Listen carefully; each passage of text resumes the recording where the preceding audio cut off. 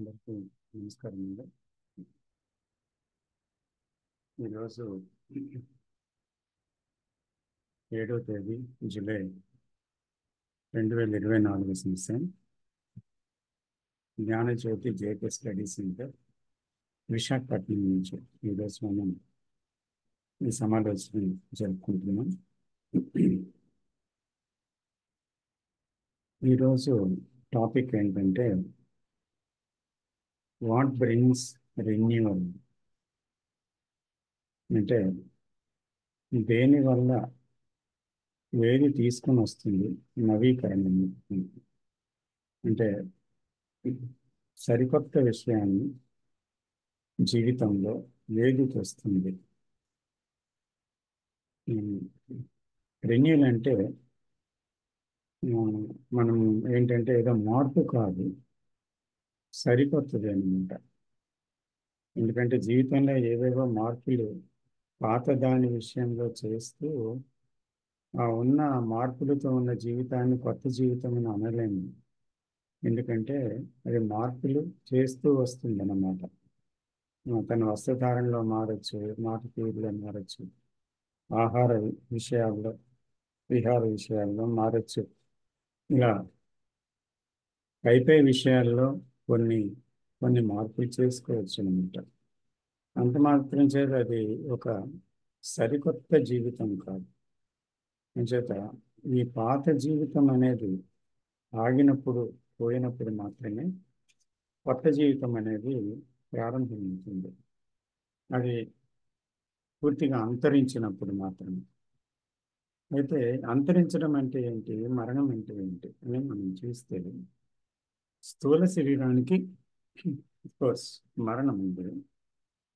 యాక్సిడెంట్లో కానీ, ఓల్డ్ ఏజ్లో కానీ, లేకపోతే మన ఆహార పదార్థాల్లో విచక్షణ రహితంగా తినడం వల్ల, బ్యాడ్ ఫుడ్స్ వల్ల కానీ, లేకపోతే ఒక అదేంటి హెరిడిటరీ అంటారు. హెరిడిటరీ అంటే వంశపారంపర్యంగా వచ్చిన వ్యాధులు కొన్ని ఉంటాయి. అంచేత అలాంటి వ్యాధుల వల్ల కానీ, వ్యాధిగ్రస్తులైన వ్యాధుల వల్ల కానీ, ఇలాంటి కారణాలు అనేకం ఉంటాయి. అంటే ముఖ్యమైన కారణాలు ఇవే. ఈ కారణాలతో మళ్ళీ శరీరాన్ని అనేక విధాలుగా యూజ్ చేసి తర్వాత అబ్యూజ్ చేయటం వల్ల విపరీతంగా దాన్ని అధికమైన కష్టానికి గురి చేసి, లేకపోతే ఏదో ఒక డిస్క్రిమినేషన్, అంటే వివేచనారహితంగా శరీరాన్ని ఇష్టానికి వాడటం వల్ల, అబ్యూజ్ చేయటం వల్ల కూడా ఒక తొందరగా మరణించేటువంటి అవకాశం ఉంటుందన్నమాట. మరణం ఉంటుంది. ఇవన్నీ కారణాలు మరణానికి. అయితే ముఖ్యంగా మనకి అది టాపిక్ అది కాదు, ఇది సాధారణం. మనం చెప్పుకుంటున్నాం మొదట్లో దీని గురించి. ఎందుకంటే దీన్ని ముందు చూసుకున్న తర్వాత మనం మానసిక రంగానికి వెళ్ళాలన్నమాట. అయితే మనసు ఎందుకు క్షీణించిపోతుంది? శరీరానికి డికే ఉంది, అందువల్ల డికే వల్ల అది మరణిస్తుంది. కానీ మనస్సు ఎందుకు క్షీణిస్తుంది? దానికెందుకు ముసలితనం అనేది కలుగుతుంది? తర్వాత భారవంతమైన జీవితాన్ని గడపవలసి వస్తుంది. తర్వాత అది డల్ అయిపోతుంది, కొన్నాళ్ళకి మొద్దుబారిపోతుంది అనమాట. సో ఆ మొద్దుబారిపోవడంలో చురుకుదనాన్ని కోల్పోవడం, అది యాక్చువల్గా చురుకుదనాన్ని కోల్పోవడం జరుగుతుంది అనమాట. ఏదోగా ఉంటుంది, అంతేగాని యాక్టివ్గా అది ఒక సూక్ష్మంగా ఆలోచించలేదు. తర్వాత వెంటనే రెస్పాండ్ కాలేదు. ఏదో ఒక భారవంతంగా, ఒక యాంత్రిక, ఒక ఇది అది ఒక మొద్దుబారి, ఇంకా చురుకుదనం లేకుండా అయిపోద్ది అనమాట. ఇది జనరల్గా ఏంటంటే ముసలితనం అనుకుంటాము, కానీ ఈరోజు మనం చూస్తే యువతలో కూడా ఉంది. అది ఎప్పటి నుంచో ఉందనుకోండి, మరీ ఎక్కువైంది. అది డ్రగ్స్ వల్ల సూచనలు తీసుకోవడము, తర్వాత కొన్ని హ్యాబిట్స్, దయచేసి మ్యూట్ చేయండి అందరూ. కొన్ని హ్యాబిట్స్ అని అవి అలవర్చుకోవడం వల్ల, తర్వాత కొన్నిటికి ఎడిక్ట్ అయిపోవడం వల్ల స్థూలంగానే వచ్చే ముసలితనం కాదు అది. కానీ మానసికంగా ఒక రకమైన సెన్సిటివిటీని కోల్పోతాం. అంటే ఒక సున్నితత్వం, అంటే మనసు సున్నితంగా ఏది సూక్ష్మంగా గ్రహించే తత్వాన్ని అది కోల్పోతుంది అన్నమాట. సో మానసికంగా ఏం జరుగుతుంది అనేది మన జీవితంలో చూస్తే, ఇటు తల్లిదండ్రుల వల్ల, సమాజం వల్ల, పరిస్థితుల వల్ల చిన్నతనంలో ఆ, మనము ఎంతో కుతూహలంగా ఉత్సాహంగా ఉండేవాళ్ళం. అయితే తల్లిదండ్రుల మందలింపులు ఒక ఒక్కోసారి మనసుని పసి హృదయ గాయపడతాయి. తర్వాత కంపారిజన్ వల్ల గాయపడుతుంది. తర్వాత సమాజం ఒక ప్రెషర్ వల్ల ఆ, ఒక భారమైన పరిస్థితి వస్తుంది. కొత్త పరిస్థితుల ప్రభావం వల్ల కూడా మనసు కకావికలమయ్యి చాలా ఒత్తిడికి గురవుతుంది అనమాట. అంచేత దీనివల్ల ఏమవుతుందంటే, ఆ, చిన్నతనంలో మనకు ఉత్సాహం ఉండేది. అలా ఆ నక్షత్రాలు ఆకాశంలో అక్కడ ఎలాగ వెలుగుతున్నాయి అని ఒక పసిపిల్లడిగా ఉన్నప్పుడు మనం ప్రశ్నించవచ్చు. ఆ విమానాలు ఎలాగ ఎగురుతున్నాయి, అసలు అసలు ఆ పక్షులు ఆకాశంలో ఎలాగ నిలబడగలుగుతున్నాయి కింద పడిపోకుండా, ఇలాంటివి ఏవేవో క్వశ్చన్స్ మనం మనలో కలుగుతుంటాయి అన్నమాట. అంటే ఒక కుతూహలం, ప్రతిదీ తెలుసుకోవాలనే ఉత్సాహం. అంటే ఇలాంటి ప్రశ్నలు ఆ వయసులో వస్తాయి. కానీ రాను రాను ఏంటవుతుంది, డల్ అయిపోతాం మనం. అంటే వయసు పెరుగుతున్న కొద్ది ఇందాక మనం చెప్పుకున్నట్టు అనేక అంశాలు ప్రభావం చూపించడం వల్ల ఆ డల్నెస్ అన్నీ వచ్చి ఆ, అలాంటి ఒక చురుకుదనంతో కూడుకున్న, ఉత్సాహంతో కూడుకున్న, కుతూహలంతో కూడుకున్న కొన్ని ప్రశ్నలు మనలోంచి ఉదయించకుండా పోతాయి. అయితే ఆ, ఇటువంటిది పోవడం వల్ల సున్నితత్వం మనసులో చురుకుదనం తగ్గిపోతుంది, యాక్టివ్గా ఉండలేదన్నమాట. అయితే ఈ అన్నిటికీ ఏ, కొన్ని కారణాలు ఉన్నాయి.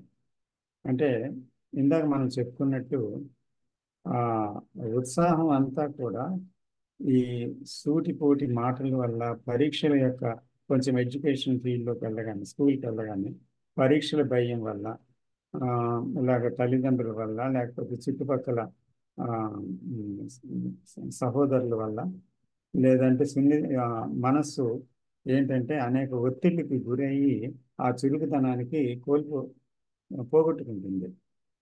ఇంకా రెండో కారణం చూస్తే, మనం అంటే అనుకరించడం అనేది సహజంగా జరుగుతుందన్నమాట.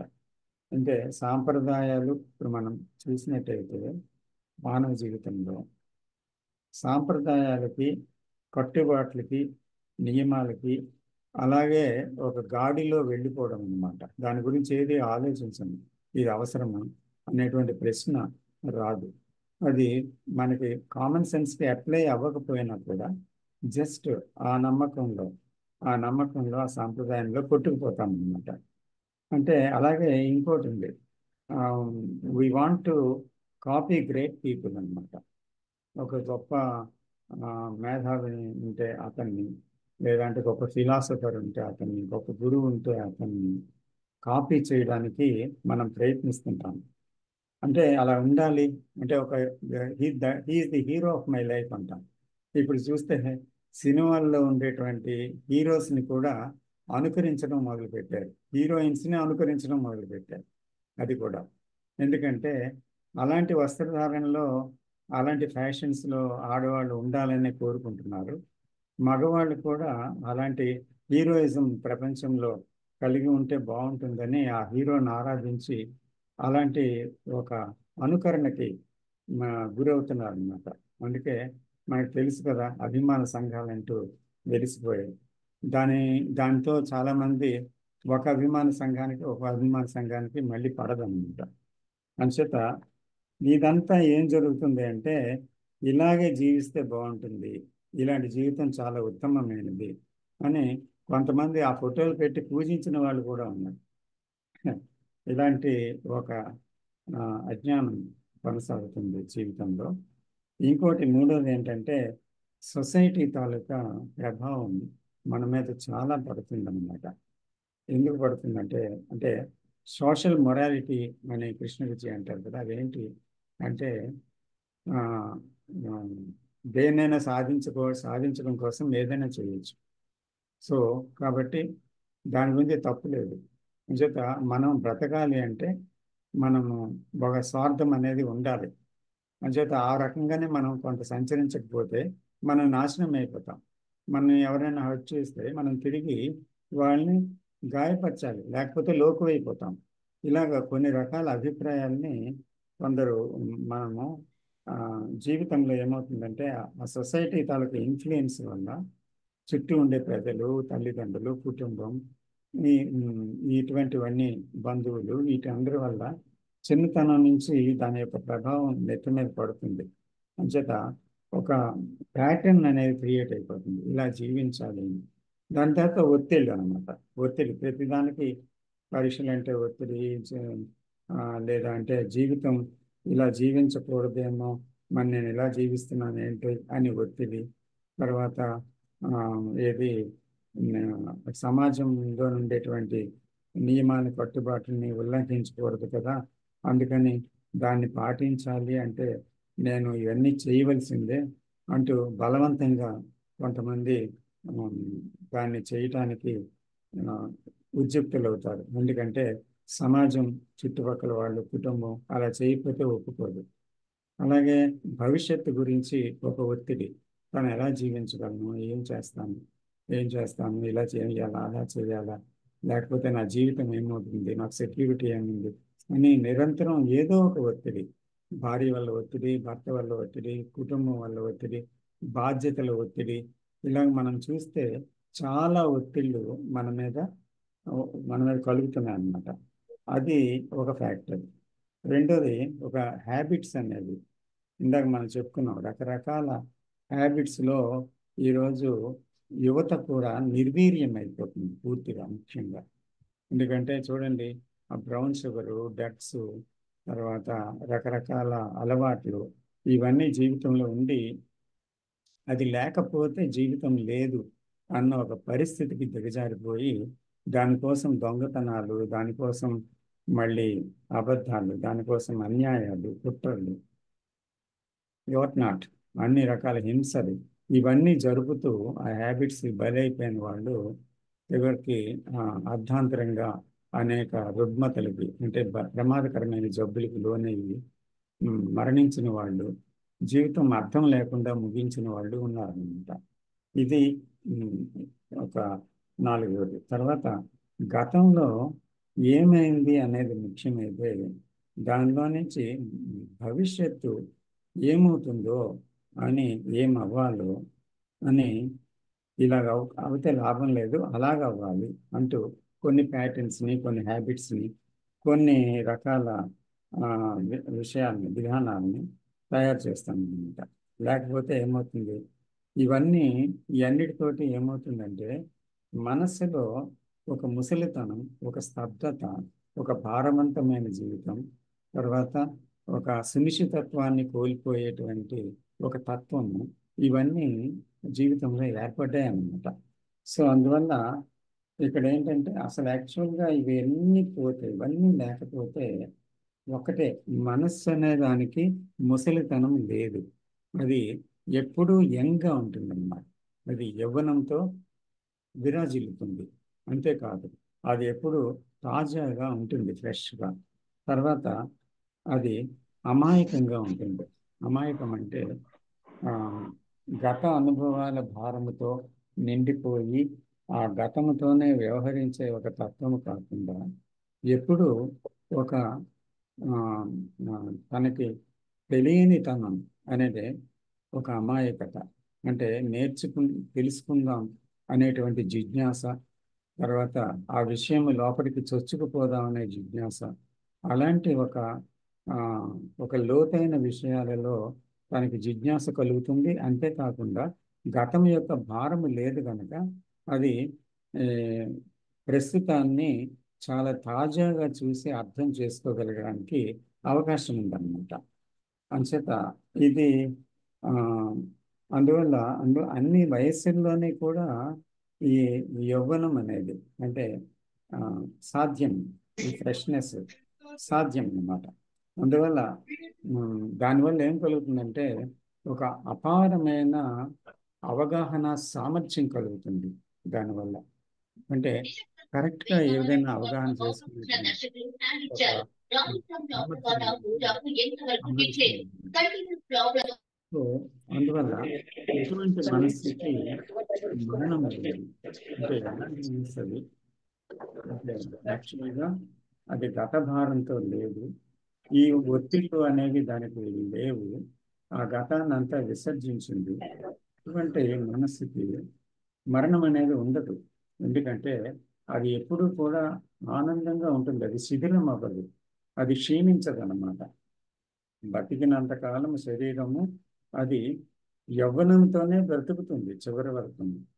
తర్వాత ఎందుకంటే ఇంకా పోగు చేసుకోవడం అనే ప్రక్రియ accumulation of all knowledge and experiences and ఇది ఉండవు. పోగు చేసుకోవడం అనేది ఉండదు.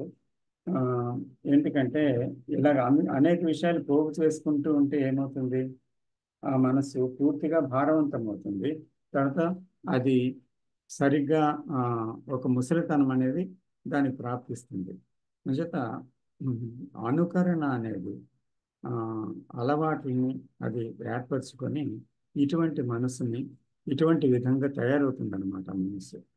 అయితే ఈ మనసు చివరికి ఒక రకంగా అది డిటీరియేషన్ ప్రాసెస్ అది.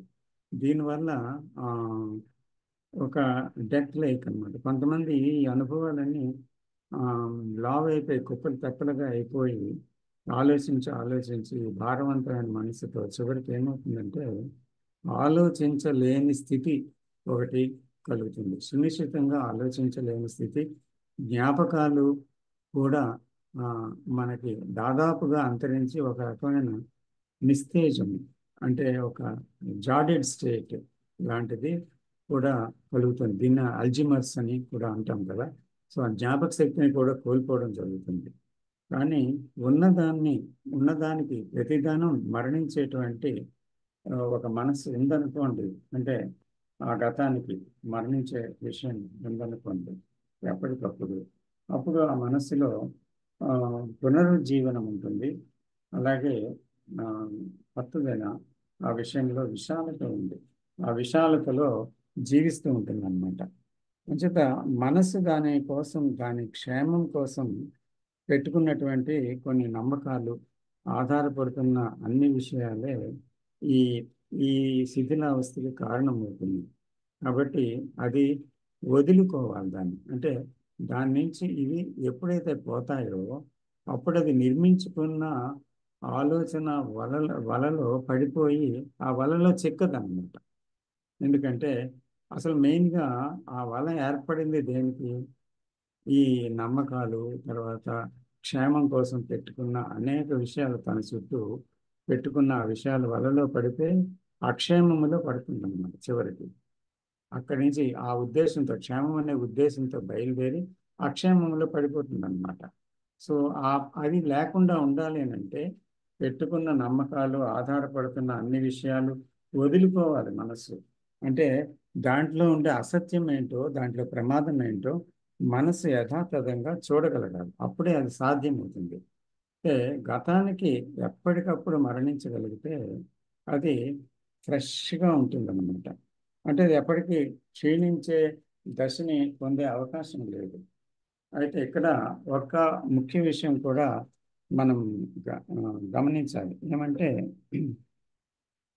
ఒక అనుభవాన్ని సంపూర్తిగా సంపూర్ణంగా దానిలో జీవించగలిగినప్పుడు మాత్రమే ఆ జీవించడం అనుభవంలో జీవించగలిగినప్పుడు మాత్రమే దాని తాలూకా ఛాయలు, దానికి సంబంధించిన విషయం కూడా ఏమీ మిగలకుండా అయిపోతుంది.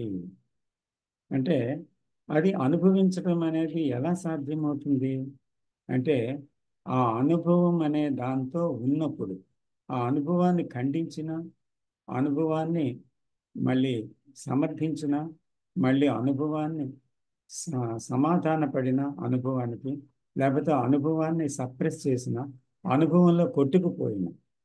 సో అలా కాకుండా సునిశ్చితమైన దర్శనం అనుభవంతో ఉండి దాన్ని మొదటి నుంచి తుద వరకు ఎవరైతే ఎరుకతో గమనించగలుగుతారో అటువంటప్పుడు ఆ, సంపూర్ణమవుతుంది అది. లేకపోతే ఒక అసంపూర్ణ అనుభవంగా మిగిలిపోతే దాని గుర్తు ఏమవుతుందంటే అది జ్ఞాపకంలో రెసిడ్యూగా ఆ, ఉండిపోతుంది అన్నమాట అనుభవం. అప్పుడు అది గతం కింద మారిపోతుంది. ఇప్పుడు ఆ గతముతోటే మళ్ళీ మనం ప్రస్తుతాన్ని డీల్ చేస్తాం అన్నమాట.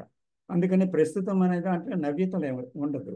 ఆ గతమే మళ్ళీ భవిష్యత్తుకి మళ్ళీ ప్రొజెక్ట్ అయ్యి ఆ అనుభవంగా ఆ, మళ్ళీ భవిష్యత్తుగా ఆ, కాలాన్ని నిర్మించుకొని ఆ భవిష్యత్తులో ప్రయాణం చేస్తూ గందరగోళానికి గురవుతుంది.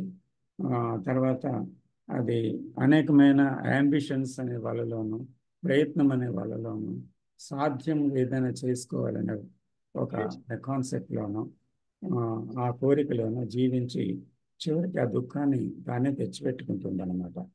అంచేత ఉమ్, ఒక విషయం మనం గాఢంగా ఇక్కడ దర్శించవలసి ఉంది చివరిగా. ఎందుకంటే ఎప్పుడైతే ప్రతి అనుభవాన్ని ఇది చాలా శ్రద్ధగా మనం పరిశీలించవలసింది. ఎప్పుడైతే మనకు కలిగిన ప్రతి అనుభవాన్ని అది కలగడం ఆ,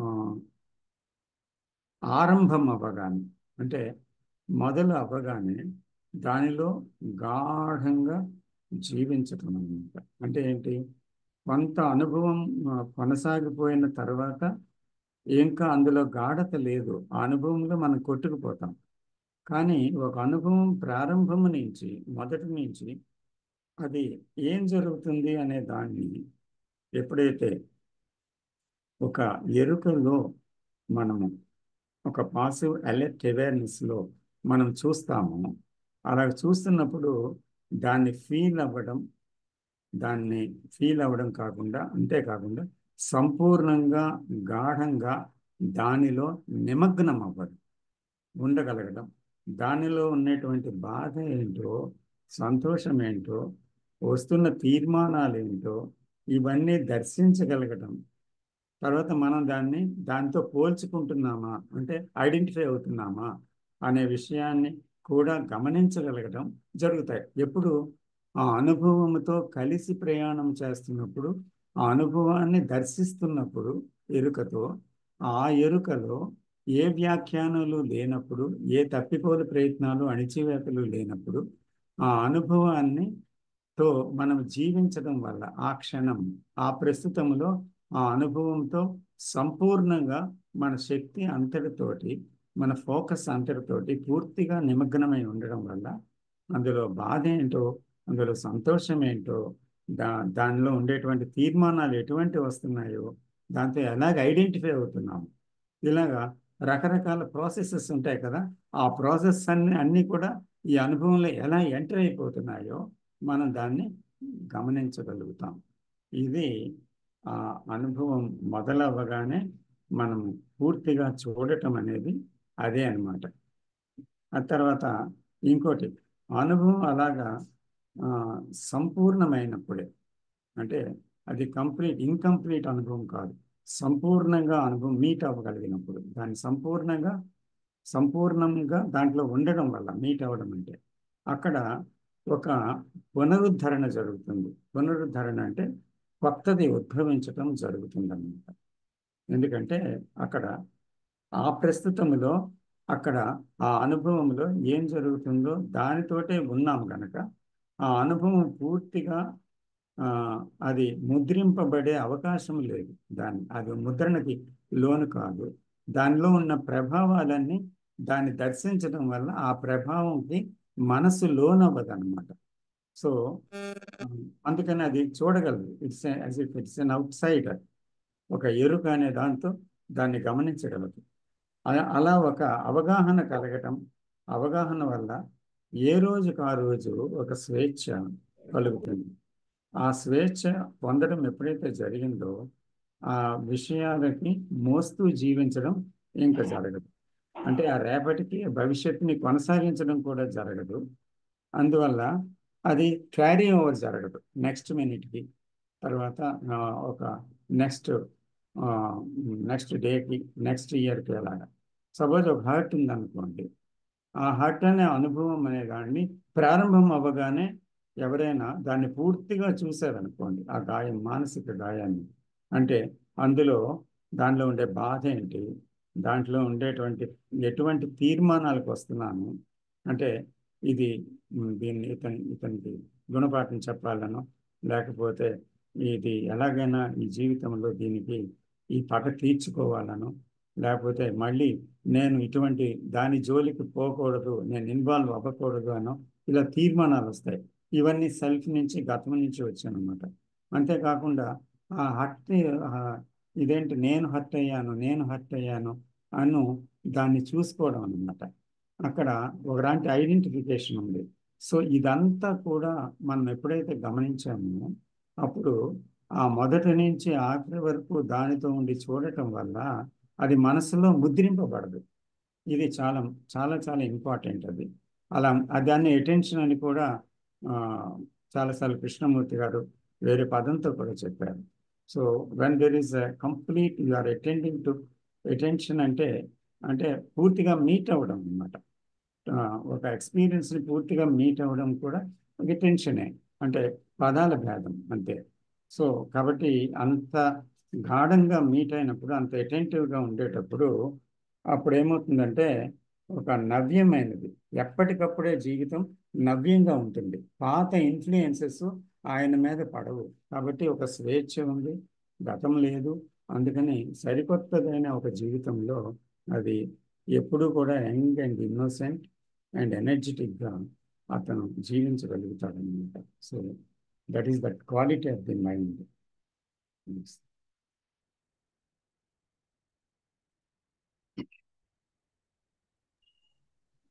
మాట్లాడచ్చండి. నమస్తే అండి, మాట్లాడండి. నమస్కారం అండి. నమస్తే సార్. చాలా బాగుందండి.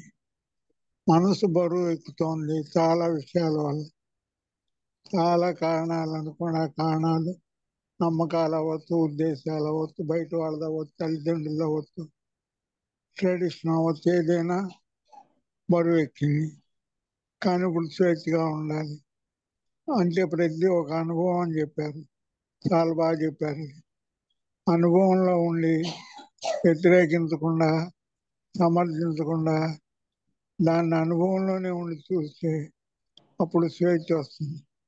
అనుభవం మొదలవగానే దాన్ని ఎటువంటి ప్రయత్నం లేకుండా సాక్షిగా చూసినట్టయితే అనుభవం నుంచి విడుదలవుతాం, స్వేచ్ఛగా ఉంటాం, ఫ్రీ మైండ్ ఉంటుంది. దానంత ఆనందం వేరే ఉండదు. అలా ఉంటే అర్థమైనప్పుడు దాన్ని చూడడం చాలా కష్టం. అది చాలా బాగుంటుంది అనేది యథార్థం. నమస్తే సార్, ఏమన్నా తప్పుంటే థ్యాంక్ యూ వెరీ మచ్. రాంబుద్ధ గారు మాట్లాడతాను.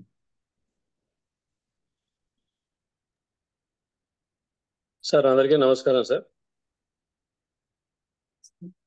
మీరు మంచి ఎక్సలెంట్ టాపిక్ తీసుకున్నారు ఈ వీక్కి. ఎందుకంటే ఇది నవీకరణ అని మీరు ఒక మంచి మంచి మార్పు, మంచి వర్డ్ వాడారు. మనం కృష్ణాజీ టాక్స్ ఏంటంటే విప్లవాత్మకమైన మార్పు అని అంటూ ఉంటారు. ఫిజికల్ బాడీకి మనకి డల్నెస్ ఉంది, మరి ఆలోచన లేకపోతే మనసు అది ఎందుకు వీక్ అవుతుంది అనేది మేజర్ క్వశ్చన్. ఎందుకంటే ఇప్పుడు వరల్డ్ ఉన్న ప్రస్తుత పరిస్థితుల్లో ఏంటంటే ఇది మేజర్ ఇంపాక్ట్ హ్యుమానిటీకి. ఎందుకంటే ఆ ఫ్రెష్నెస్ ఆఫ్ థింకింగ్ అనేది బాగా పడిపోయింది, క్వాలిటీ పడిపోయింది. సార్ నేను అబ్జర్వ్ చేసింది ఏంటంటే పర్సనల్గా నాలోని బయట కూడా ముఖ్యమైన విషయాలు పరిశీలన చేస్తున్నప్పుడు మనం చిన్న చిన్న విషయాలు పక్కన పెట్టాలి. మనకి ఏంటంటే దేనికి ఎంత ఇంపార్టెన్స్ ఇవ్వాలో మనకు తెలియట్లేదు. ముఖ్యంగా ఏంటంటే మీరు ఆల్రెడీ ఇందాక ఒక మాట అన్నారు, సోషల్ మీడియాలోని లేకపోతే డ్రగ్స్ అని ఇలాగ ఏంటంటే ఒక గమ్యం లేని వాటికి ఏంటంటే మనం చాలా ఇంపార్టెన్స్ ఇస్తాం ఇప్పుడు. ఎందుకంటే ఇమీడియట్ గా ఉన్న ప్రాబ్లమ్ సాల్వ్ అవడానికి. మీరు ఏదో బోర్ కొట్టింది ఒక 1 వీక్ వీడియో చూసేస్తుంది. ఆకలేసింది, ఏదో చెత్త ఫుడ్ తింటున్నాం. సో బేసిక్గా ఏంటంటే అప్పటికప్పుడు ఇమీడియట్ గా ఇన్స్టెంట్ గ్రాటిఫికేషన్ కోసం ఎన్నో పనులు చేస్తున్నాం. ఈ టాపిక్ లో ఏంటంటే బాడీని మనం యంగ్ గా ఉంచుకోవడానికి దాని మార్గాలు వేరే ఉన్నాయి. కానీ ఇప్పుడు మనుషులు తీసుకోండి, మనకున్న ఏజ్, బయలాజికల్ ఏజ్ పెరుగుతున్న కొద్దీ మన రిక్వైర్మెంట్ ఏంటి, మనం బాగా నాలెడ్జ్ సంపాదించాము, బాగా జ్ఞానులు అయ్యాము, మనతో పాటు 10 మందికి మంచి మాటలు చెప్పాము. కానీ ఇప్పుడు అలా జరగట్లేదు. ఏదైతే ఏజ్ లో ఉందో సాంప్రదాయాలు, కట్టుబాట్లు, నమ్మకాలు ఇవన్నీ ఏంటంటే ఇంకా బలంగా పాతుకుపోతున్నాయి. ఆ నమ్మకం అనేది ఏంటంటే మనం నిజం నుంచి, మన కళ్ళ ముందు వాటిస్ నుంచి మనల్ని దూరం చేస్తుంది. అది తెలుసుకున్నప్పుడే మీకు ప్రస్తుతంలో ఉండడం, వాటిస్ అని చూడడం, ఫ్రెష్ గా ఉండడం జరుగుతుంది. కృష్ణాజీ చెప్పింది లైఫ్ లాంగ్ అదే. అతను మరి ఆయన చెప్పారు, ఎవరు చెప్పారు కానీ ఒక ఎగ్జాంపుల్ అయితే నాకు ఎప్పుడు వస్తూ ఉంటుంది మైండ్కి. కుండ కుండ కుండలోని బాగా వాటర్ ఉందనుకోండి, ఫ్రెష్ వాటర్ ఎప్పుడు వస్తుంది? అది ఉన్న వాటర్ వెంటనే రాగానే బయటికి వెళ్ళిపోవాలి. లేకపోతే ఏంటంటే మీకు బయట నుంచి వచ్చిన ఫ్రెష్ వాటర్ రాదు. అదే మీరు చెప్తుంది, కొత్త రకమైన థింకింగ్ అను, లేకపోతే ఫ్రెష్ నవీకరణ అంటే ఉన్నదాన్ని కొంచెం మార్పులు చేసి కొత్త రంగు వేయడం కాదు. That is not what JK is. ఎందుకంటే మనం టైం డైమెన్షన్ లో మూవ్ అవుతున్నప్పుడు మన లైఫ్ లో ఏంటంటే it presents lot of situations. మనం వేరే టాపిక్ లో చెప్పుకున్నాం ఏంటి, మనకున్న వస్తువులతోని, మనుషులతోని, ఆలోచనలతోని మనకున్న రిలేషన్షిప్స్ మన జీవితం. సో దాన్ని గమనించడం అంటే ఈ నవీకరణ ద్వారానే సాధ్యం అవుతుంది. మనం ఏదో 4 పాయింట్లు పట్టుకుని లైఫ్ లాంగ్ ఇలాగే ఉంటాననుకుంటే నవీకరణ ఉండదు. ఫిజికల్ బాడీ ఎలాగో డిటేరియేట్ అవుద్ది, మంచి మనసు కూడా ఏంటంటే డల్ అయిపోద్ది, ఆ షార్ప్నెస్ ఉండదు. మీకు ఆల్రెడీ చెప్పారు ఇందాక మీకు. కాకపోతే ఓన్లీ ప్రాబ్లం ఏంటంటే ఇప్పుడున్న పరిస్థితుల్లో నేను ఎందుకు మారాలి, నాలో ఏం మారాలి అనేది మనం ఫస్ట్ అడగవలసిన క్వశ్చన్. అది అంతా బానే ఉంది కదా, నా కోసం ఇంత బిల్డ్ చేసుకున్నాను, సడన్ గా వదిలేమంటే ఎలా కుదరదు. నా సిద్ధాంతాలు నాకు కావాలి, నా మతం నాకు కావాలి, నా దేవుడు నాకు కావాలి, నేను గొప్పవాడిగా ఉండాలి. ఎందుకు వదులుకుంటాను? వదులుకోనంత కాలం మనకి సంఘర్షణ, ఈ డివిజన్ కంటిన్యూ అవుతానే ఉంటుంది సార్. అది ఆల్రెడీ చెప్పారు కృష్ణాజీ. ఎందుకంటే వదులుకోవాలి. సున్నితమైన మనస్తత్వం ఉన్నవాడు మాత్రమే వాటికి ఇంపార్టెన్స్ ఇవ్వడు. మరి మనకు నిజంగా అలాంటి మనసు ఉందా అని మనం అడగవలసిన క్వశ్చన్ అది. సో అంతవరకు ఆపుతాను సార్. ఎక్సలెంట్ టాపిక్ ఇది. మీరు మంచి పాయింటర్స్ కవర్ చేశారు. నోట్స్ తీసుకుని మనంతటి మనం, ఎందుకంటే ఇప్పుడు ఆల్రెడీ ఫస్ట్ చెప్పాను మీకు, ముఖ్యమైన విషయాలు పరిశీలించాలంటే మనం చిన్న విషయాలు పక్కన పెట్టాలి. దానికి నేను చేసింది ఏంటంటే ఒక రోజంతా ఫోన్ లేకుండా, సోషల్ మీడియా లేకుండా ఖాళీగా ఉన్నప్పుడు ఏంటంటే that will give you some kind of insights. Cigarette 10 సంవత్సరాలు కాల్చి మరి మానేశారు అనుకోండి, ఆ డే 1లో ఏంటంటే విపరీతమైన వైబ్రేషన్స్ వస్తూ ఉంటాయి. అలాంటి రోజులు మనకు వచ్చినప్పుడు ఏంటంటే ఈ టాపిక్స్ గురించి మనం కొంచెం డీప్గా వెళ్ళడానికి అవకాశం ఉంది sir. Thank you very much. Thank you sir. Thank you. Ramakrishna గారు. ఎవరు సార్? సార్ నాకు చిన్న డౌట్ సార్. మహేష్ గారండి? అవునండి సార్. అవును సార్, చెప్పండి సార్. ఇప్పుడు మీరు చెప్పారు కదా, ఇప్పుడు ఏదైనా ఒకరు మనని హట్గా మాట్లాడినా, కోపంగా మాట్లాడినా, సంథింగ్ ఏదో ఒక ద్వేషంతో మాట్లాడతాం, మనకి మనం అప్పుడు మీరు చెప్తున్నారు కదా సార్, మీరు ఎటువంటి స్పందన లేకుండా మనం నిరంతరం ఒక రియాక్ట్ కాకుండా చూస్తూ ఉంటుంటే అది చెప్పారు కదా సార్.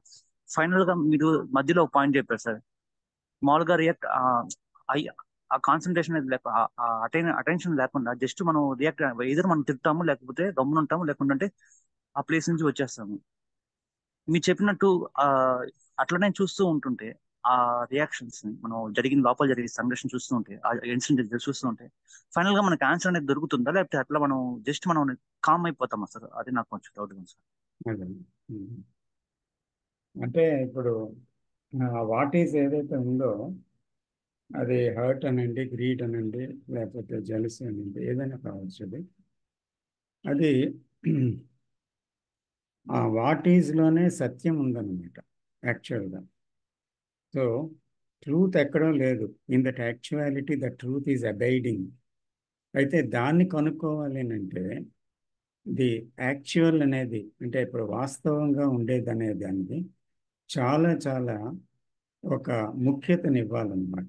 మనం ఎలాంటి ముఖ్యతని ఇస్తామంటే, మనం హర్ట్ అవ్వగానే మనల్ని వాళ్ళు హర్ట్ చేశారు కనుక నేను వాడిని హర్ట్ చేయాలి, అదే పదజాలంతో నేను వాడిని కూడా గాయపరచాలి, లేకపోతే ఆయనకు అవకాశం కోసం చూశాను గాయపరచాలి అనే ముఖ్యత కాదు అది. కానీ ఏంటి ఆ ముఖ్యత అంటే, ఆ వాట్ ఈజ్ అనేటువంటి దాంట్లో అసలు ఏం జరుగుతుంది అనేది చూడగలగటం అన్నమాట.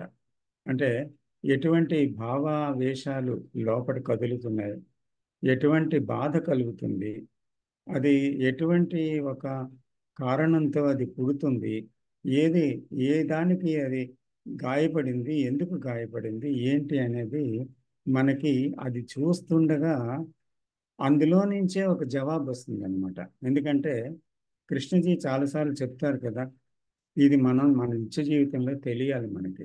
అంటే in the very problem there is the answer అంటారు. అంటే ఇక్కడ నేను ఇవ్వడము, మీరివ్వటము, గతం నుంచి వచ్చే జవాబు ఒక గురువు ఇవ్వటము, లేకపోతే ఒక శాస్త్రం ఇవ్వడము అది జవాబు కానే కాదు. అయితే ఆ జవాబు ప్రశ్నలో నుంచి రావాలన్నమాట. ఆ ప్రశ్నే తనలో ఉన్నటువంటి విషయాన్ని అది వెల్లడించగలగాలి. అంటే ఆ ప్రశ్నలోనే జవాబు ఉంది. అయితే ఆ ప్రశ్న ఏంటి, ఆ వాట్ ఈస్ గురించి అంటే ఒక ప్రశ్న, అది జీవితంలో ప్రశ్నలు అంటే ఏంటి, it is the jealousy is an impossible question. అలాగే ఒక ఫియర్ ఇంపాసిబుల్ క్వశ్చన్. సో ఇలాగా కొన్ని క్వశ్చన్స్కి జవాబు చెప్పటం అనేది కాదు కావాల్సింది, కానీ జవాబు ఆ ప్రశ్నలోనే ఉందన్నమాట. అందుకే జవాబు చెప్పడం ఇంపాసిబుల్ అది దానికి. ఎందుకంటే ఒకవేళ జవాబు చెప్తే పాసిబుల్ చేసుకుంటే దాని జవాబు కాదు అది. కాబట్టి దానితోనే ఉండడం అంటే చాలామంది ఈ క్లారిటీ మీరు అడిగిన ప్రశ్నలో చాలా ముఖ్యమైన ప్రశ్న అది. ఏమంటే ఇప్పుడు మీట్ అవ్వడం అంటారు. అంటే 100% ఒక మన మానసికంలో కలిగిన, మానసిక రంగంలో కలిగిన ఒక వాటేజ్ వచ్చింది. అయితే దానికి 100% మీట్ అవ్వగలిగితేనే అందులో ఉండేటువంటి విషయం అంతా బహిర్గతమై ఆ వాటేజ్లో ఉన్నదంతా what is false as false మనం చూడగలుగుతాం అన్నమాట. Then it is no more. అంటే అండర్స్టాండింగ్ అయిన మరుక్షణము అది మళ్ళీ అక్కడ ఉండడానికి వీల్లేదు.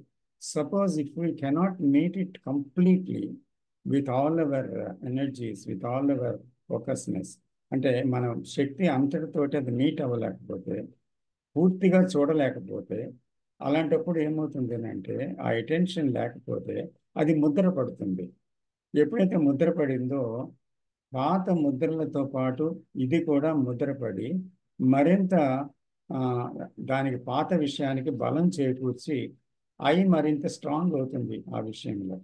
ఇలాగ రకరకాలుగా అది స్ట్రాంగ్ అవుతుంది అనమాట. కానీ అక్కడ ఇలాగ చూడడం వల్ల ఏమవుతుందంటే అది అవగాహన అవ్వడం వల్ల అది అక్కడ పూర్తిగా దాని యొక్క ఛాయలు లేకుండా అది కంప్లీట్గా పోతుంది అనమాట. అంటే ఈ అండర్స్టాండింగ్ అనేది పరిపూర్ణంగా దాన్ని మీట్ అవ్వటం వల్ల ఉంటుంది, ఆ చూడటంలో ఉంటుంది అనమాట. కానీ ఎప్పుడైతే రియాక్షన్స్ వచ్చాయో లేకపోతే ఏమైనా వచ్చాయో దాంట్లో కొట్టుకుపోవడం వల్ల ఏమవుతుందంటే you are not understanding and that reaction is the old from the old brain. అందుకని అక్కడ కొత్తదనం ఏమీ లేదు. There is no newness. ఇందాక మనం ఇప్పుడు సబ్జెక్టే కొత్తదనం కదా, అందుకని పాత వరవడిలోనే, పాత జ్ఞాపకాల్లోనే, పాత పద్ధతిలోనే అది రియాక్ట్ అవుతుంది అనమాట. అందుకని ఎప్పుడైతే అంత గాఢంగా ఫ్రమ్ ద వెరీ బిగినింగ్ చూసామో దాని ప్రతి movement of that what is, అంటే దాని కదలికలో వస్తున్న మాటలు, దాని కదలికలో వస్తున్న సెన్సేషన్స్, దాని కదలికలో వస్తున్న భావోద్వేగాలు లాంటి ఒక విషయాలు ఏం మిగులుస్తున్నాయో, ఎటువంటి ఉద్వేగాన్నే లేకపోతే ప్రోత్సాహాన్ని ఇస్తున్నాయి ఏదో చెయ్యమని, ఏదో అనాలను, అది అంతా గమనించినప్పుడు ఏమవుతుందంటే అక్కడ ప్రింటింగ్ ఉండదు, అక్కడ ఏది ఉండదు, కానీ అసలు దాని లోపట ఉండేటువంటి సమస్త విషయాలు అక్కడ వెల్లడి అవుతాయి అన్నమాట. అంటే ద ద క్వశ్చన్ ఈజ్ ఒక ఆ, ఏంటంటే క్వశ్చన్ వేరేగా లేదు, the question is the what is అన్నమాట. So for what is there is no answer. ఆ ఉన్నది అనే దానికి ఆన్సర్ లేదు. బట్ మనం ఏం చెప్తామంటే గత జ్ఞానంతో we give an answer to it and we do act on that. That act is suppression or escaping or I want to change that what is, లేదా I run away from what is.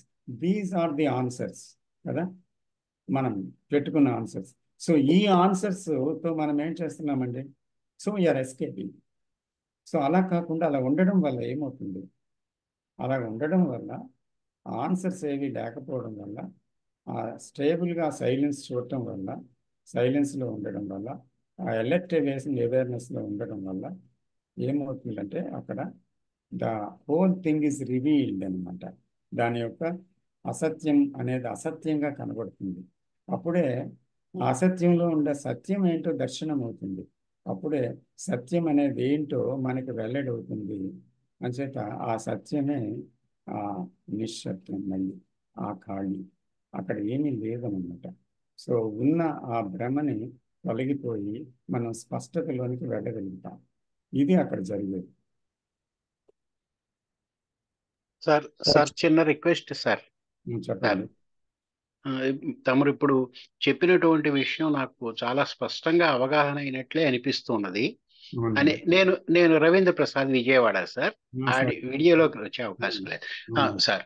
నాకు ఎప్పటికప్పుడు ఈ choiceless awareness కానీ, what is అనేటువంటి concept కానీ, ఈ రోజు అవే విషయాల్ని ఇంకొక రకంగా చెప్పుకున్న ఈ సందర్భాలు కానీ, ఇవన్నీ కూడా నాకు అవగాహన అవుతున్నది సార్, అర్థమవుతున్నది. కానీ నాకు నిజంగానే ఆ కాన్సెప్ట్ అర్థమైతే అమలులోకి ఎందుకు రావటం లేదు అనేటువంటి ఒక సందేహం పీడిస్తా ఉన్నది.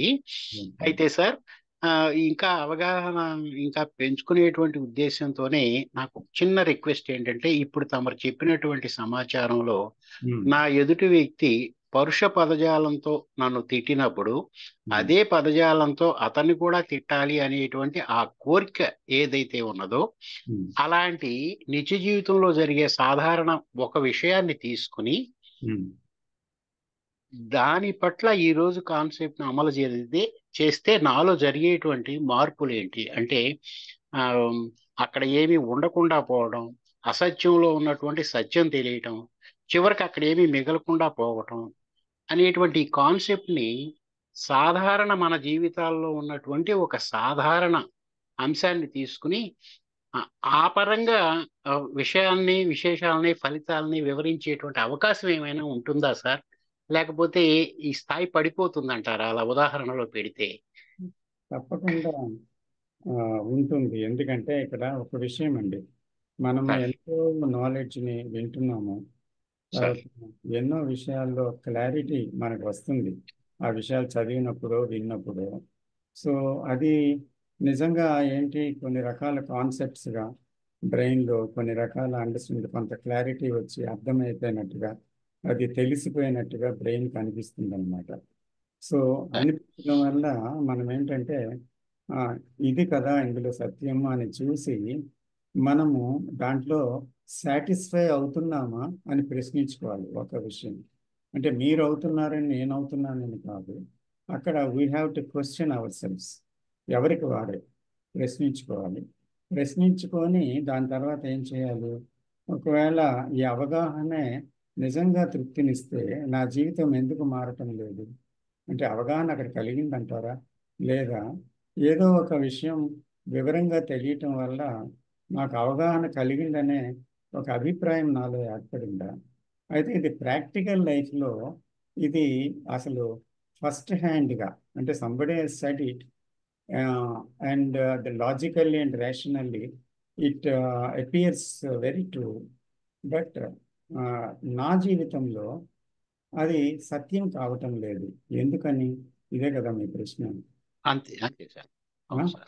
అదే సార్, ఎగ్జాక్ట్లీ అదే సార్. అవునండి. అయితే ఇది అంటే నేను అర్థం చేసుకున్నది మీరు చెప్పిన దాంట్లో. ఆ, అప్పుడు ఆ విధంగా అనిపించినప్పుడు మనం ఏం చేయాలి అంటే, నా ముందు అక్కడ జరుగుతున్నది ఏదైతే వర్ణించబడి చెప్పబడిందో అటువంటి సంఘటన జరిగినప్పుడు అసలు ప్రారంభమైన ఆ అలజడి, ఆ ఆలోచన కదలిక అనేది అక్కడ వాటీసం అనమాట. అంటే ఆ ప్రస్తుతములో జరిగింది అది. అంటే అది ఏదో గతంలో జరగలేదు, భవిష్యత్తులో జరగలేదు.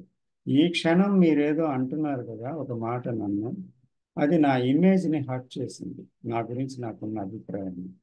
కాబట్టి అక్కడ ఏం కదులుతుంది, ఏమవుతుంది అనేది అక్కడ నేను నా భావాలతో చూడటం కాదు, నా పుస్తకాల అవగాహనతో చూడటం కాదు, లేదా నేను విన్న ఇంకో నాలెడ్జ్తో దాన్ని చూసి విశ్లేషించడము కాదు. అక్కడ అది జరగదు కూడా. ఎందుకంటే అలాంటప్పుడు తిరిగి ఇమోషనే ప్రారంభమైపోద్ది, రియాక్షనే ప్రారంభమైపోద్ది. అలా ప్రారంభమైనప్పుడు మనము చాలా అంటే అలర్ట్ అవేర్నెస్ ఉండాలి. ఎప్పుడు ఉంటుంది మనకి నిజంగా తెలియాలి, నా జీవితంలో ఈ బాధని రిపీటెడ్గా నేను అనుభవించి మనశ్శాంతిని పోగొట్టుకున్నాను. కాబట్టి ఇలా చూడాలి అని తెలిసింది, కానీ ఈ క్షణం నేను చూడగలనా అనేటువంటిది, అలాగే ప్రతి క్షణం చూడడం యొక్క దాని అవసరాన్ని, దాని అగత్యతని, దాని ప్రాముఖ్యతని నేను గుర్తించగలిగాను. అంటే గాఢంగా నా మనసులో అది ఒక స్థిరత్వంగా నిలబడిపోవాలి. ఆ క్లారిటీతో ఉండాలన్నమాట. ఆ శ్రద్ధ దానివల్ల కలగాలి. కలిగితే ఏమవుతుందంటే దేని ఏదైతే శ్రద్ధ ఎక్కువగా ఉంటుందో అది మనకి ఆ సమయంలో స్ఫురిస్తుందన్నమాట. అది ఎక్కడో మర్చిపోవచ్చు విన్నది, ఆ క్షణం తాత్కాలికంగా శాంతి రావచ్చు, కానీ మర్చిపోవచ్చు. కానీ ఈ శ్రద్ధ ఏం చేస్తుందంటే దాన్ని it brings back that pointer, అక్కడ ఉండేటువంటి ఆ సూత్రాన్ని మనకి గుర్తు చేస్తుంది అన్నమాట. ఇది ఇలాగా ఈ క్షణం చూడాలి అనేది. సో ఆ క్షణము మనం ఎప్పుడైతే ఎరుకతో గమనించామో, చూడాలంటే పాస్ట్ నాలెడ్జ్తో కాదు, అది చూడడం వల్ల రియాక్షన్ వస్తుందని మనకు తెలుసు. కానీ అక్కడ ఏం జరుగుతుంది అని దాన్ని ఏ వక్రీకరించకుండా, ఏ భాష్యం చెప్పకుండా దానికి ఇంకో ప్రమాదం ఏంటంటే టీచింగ్తో ఇది ఇందువల్ల జరిగింది అని అక్కడ చెప్పామనుకోండి, మనం చూడటం లేదు. సో కాబట్టి టీచింగ్ అనేది కూడా ఒక బ్లాక్ అక్కడ. ఆ టీచింగ్ని ప్రవేశపెట్టకుండా, తర్వాత గతాన్ని ప్రవేశపెట్టకుండా, లేదంటే మన అనుభవంతో దాన్ని జడ్జి చేయకుండా, ఇవన్నీ కూడా వస్తున్నాయా లేదా అని చూడగలగాలి. ఆ సమయంలో ఇందులో ఏదైనా వస్తుందా, ఇంకా ఏవైనా వస్తున్నాయా అని మనం చూడగలగాలి. చూడగలిగినప్పుడు ఏమవుతుందంటే ఓన్లీ నేకెడ్గా ఆ మూవ్మెంట్ మాత్రమే మిగులుతుంది, ఆ కదలిక మాత్రమే మిగులుతుంది. అప్పుడు ఆ కదలికని మనం నిజంగా దానికి ఒక హత్యని కానీ, లేకపోతే ఒక సెల్ఫిష్ మోటో అని కానీ, లేకపోతే మరి ఇంకేదో ఒక అసూయ ద్వేషం వల్ల కలిగిందని కానీ ఏదో ఒక రిప్లై ఇచ్చి దీనికి సమాధానం ఇదే, దీనికి కారణం ఇదే అని ముగించేయడం కాదు, ఆ ఫైల్ మూసేయడం కాదు. కానీ యాక్చువల్గా ఒక తీర్మానానికి రాకుండా ఆ కదలికని ఏ తీర్మానం లేకుండా దాంతో కలిసి ఫుల్గా చూడటం అంటే ఏంటి, ప్రతి భావోద్వేగం యొక్క చలనం వల్ల శారీరక స్పందన ఏంటుంది, సెన్సేషన్, అలాగే మానసిక కదలిక ఏం జరుగుతుంది, ఎటు మనస్సు ఆలోచించి ఏం చేయాలనుకుంటుంది, తదుపరి ఆలోచన ఏమొస్తుంది అనేది అది చాలా స్పీడ్గా ఉంటుంది ఆ రియాక్షన్ అనేది. కానీ అంతకన్నా స్పీడ్గా చూడగలిగేటువంటి ఒక నిశ్శబ్దం ఉంది. ఆ నిశ్శబ్దమే అవేర్నెస్ అనమాట. That awareness has tremendous speed than the mind అనమాట.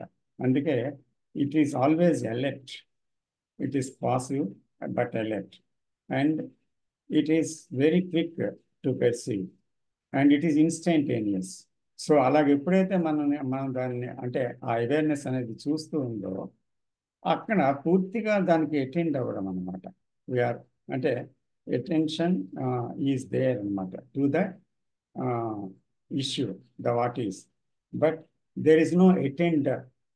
దాన్ని అటెండ్ చేయడం లేదు ఒకటి ఉండి, కానీ ఎరుక చూస్తుంది అంతే, మనమేమి చేయటం లేదు.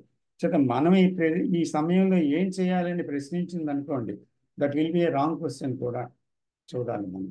ఎందుకంటే ఎందుకంటే మనం ఏం చేయాలని ఆలోచించినప్పుడు మళ్ళీ గతంలోనికి వెళ్ళి మనసు ఏదో ఒక అభిప్రాయాన్ని ఆన్సర్ను చెప్తుంది. సో అక్కడ there is no question at all. But అదేం చేస్తుందంటే ఉన్న దానితో పూర్తిగా ఫోకస్లో ఉంది, అటెన్షన్లో ఉంది అంతే. సో అప్పుడేమవుతుందంటే అందులో ఉండేటువంటి మొత్తము ఆ పదార్థం అంతా కూడా, దాంట్లో ఉండే బాధ, దాంట్లో ఉండేటువంటి విషయం అంతా మొత్తం అంతా ఎక్కడి నుంచి పుట్టింది, ఎలా పుట్టింది, ఏమవుతుంది ఈ ఆలోచనలు అనేది, ఈ విషయం అంతా కూడా వెల్లడి దానికదే వెల్లడి అయిపోతుంది అనమాట. అదే కృష్ణమూర్తి గారు అంటారు, tells the story of it self. అంటే కథ అంటే ఏంటి, అది దాని యొక్క స్వభావము, దాని యొక్క స్వరూపము ఏంటి అనేది మనకి చాలా స్పష్టంగా అది చూపించగలుగుతుంది. ఎందుకంటే there is no interference from me ధై. So because there is no interference, there is no dialogue, there is no conversation, there is no reply, there is no analysis, ఏమీ లేదనమాట. ఏమీ లేకపోవడం వల్ల ఆ సైలెన్స్ ఏం చేస్తుందంటే it penetrates into the issue, the what is, and in that penetration there is an insight. So ఆ insight ఏంటి, నిశ్శబ్దంలో జరిగేటువంటి ఆ అంతర్ముఖత్వంలో జరిగేటువంటి ఒక ప్రక్రియ అన్నమాట అది.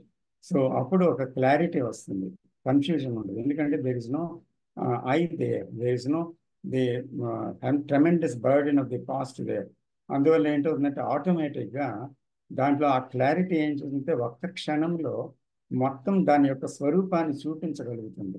అలాగ ఎప్పుడైతే చూపించగలుగుతుందో you can see the falseness of it అనమాట. అంటే అది వెల్లడవుతుంది, మరేం లేదు. అంటే because I don't name it as falseness, or I don't recognize it as false or the true, but it appears its nature of its falseness. అంటే దాని యొక్క స్వభావం ఏంటి అనేది అది వెల్లడి చేస్తుంది. అది వెల్లడి అవ్వగానే మన బ్రెయిన్ సెల్స్ దాన్ని గుర్తించగలుగుతాయి అన్నమాట. ఎప్పుడైతే గుర్తించగలుగుతాయో అప్పుడు అది ముద్రించడానికి వీలవ్వదు. అంటే ఎందుకంటే it has seen completely. So ముద్రణ జరగడానికి అవకాశం లేదు. అంచేత కొత్తగా అది ప్రవర్తిస్తుందే తప్ప పాత ముద్రలతో ప్రవర్తించే అవకాశము ఉండదు. సో అక్కడ ఆ మిరకిల్ జరుగుతుంది ఆ సీయింగ్లో. And that seeing is an instantaneous new action, completely new action అనమాట.